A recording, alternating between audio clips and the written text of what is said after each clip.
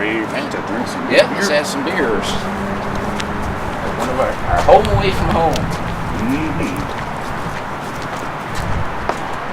After me? After you. Thank you, sir.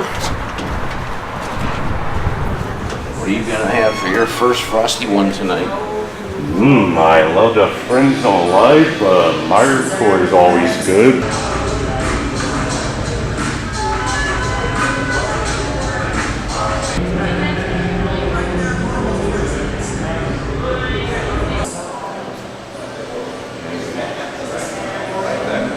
That's some amazing artwork here.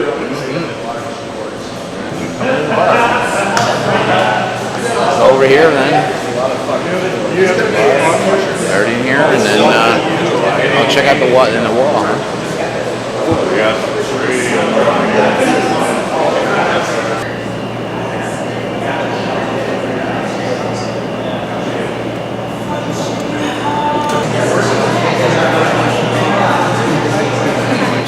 Why do you like Stone, Keith?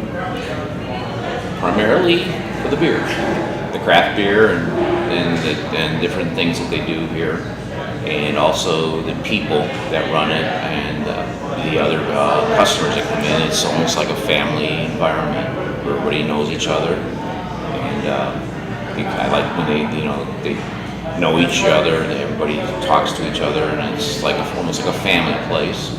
Plus they do a lot of creation with new beers and constantly experiment with different types of things to see what the customers like. We do a lot of stuff here. I mean, we have, every third Thursday, we have a DJ that comes out for the night, which is a lot of fun. We'll have food trucks pretty much every weekend, Friday and Saturday that we can. A lot of the programs that we also offer are classes. My wife and I both teach for the Business of Craft Beer program at COD, as well as offering our own classes through Skeleton Key Brewery. We do a lot of styles classes, we'll do yeast management classes, we'll do homebrew classes. So a lot of these things that we do help bring people in to want to check out our brewery and taste our beer, as well as learn more about the art of beer itself.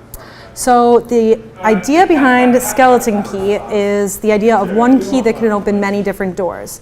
So when we were first planning the business, we knew that we wanted to make beer, right? We wanted to make beer, that was our goal. But we also liked the idea of helping other people learn more about beer or get started in the business themselves. So the way that we thought about it was as if there were 3 different doors that this one key can open. And the first one is, this door to just appreciating and enjoying craft beer through experiencing it directly, right? By drinking it. And the second way would be to learn more about the background about beer, how it's made, its history, all the different styles.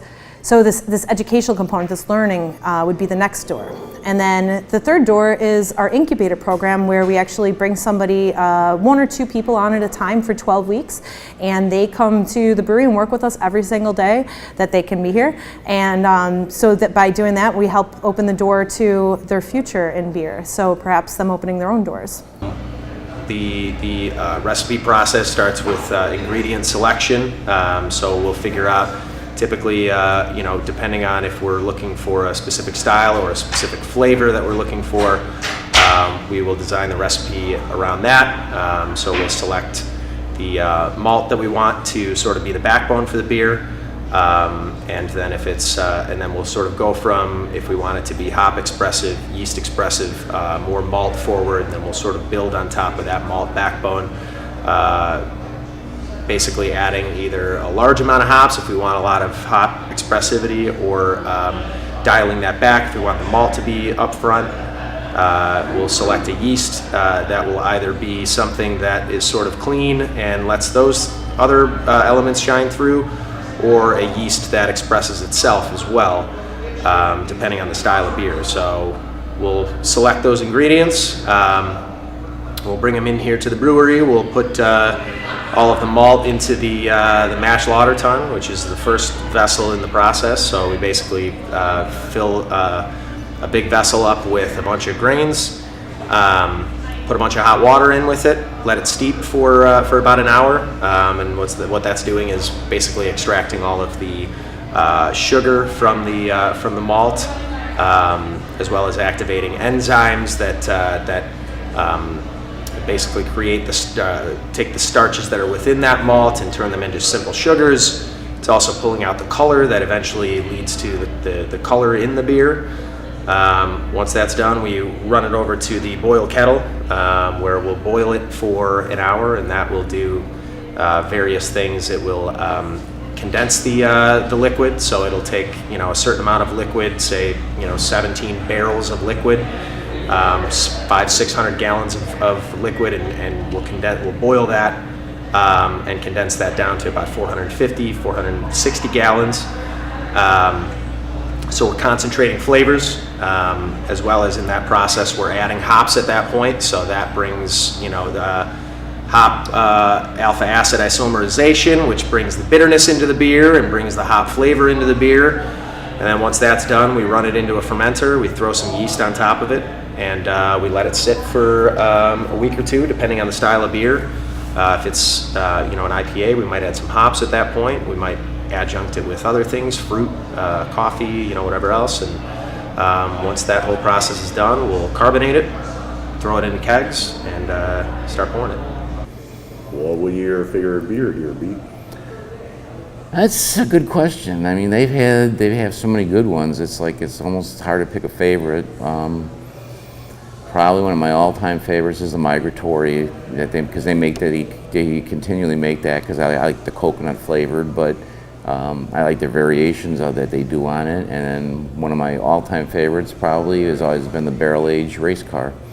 So canning is, we actually hire mobile canners who have their own rig, and so they just pull up, set it up.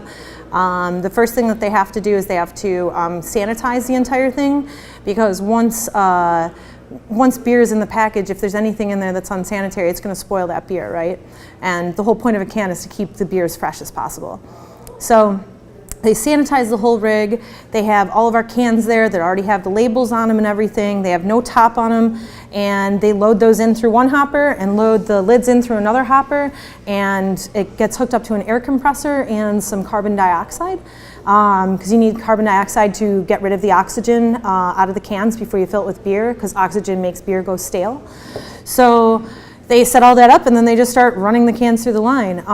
The beer itself, we have to chill down pretty cold. It actually is usually at about 31 degrees when we can it.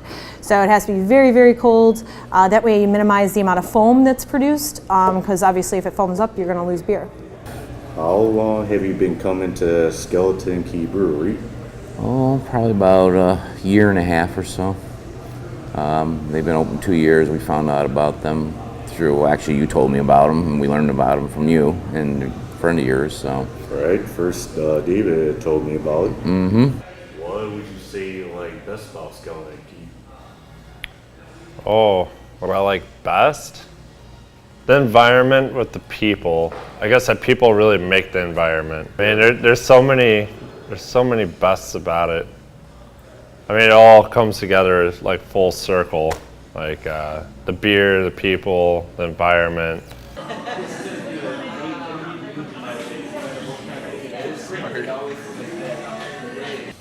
What can you tell me about the artwork we see inside the brewery?